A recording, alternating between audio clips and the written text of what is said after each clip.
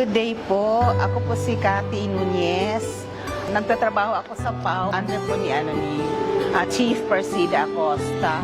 So malaking pasalamat po kay Senator Bongo dahil malaki ang naitulong niya sa aking asawa who underwent kidney transplant just last March.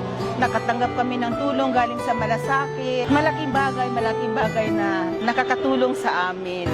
So malaking pasalamat ko din na dumating siya ngayon sa convention namin para mapapasalamatan ko siya in person tungkol sa tulong na natanggap namin sa kanyang opisina. Bale, nag-email ako kay Senator Bongo and then naka-receive naman kami ng reply.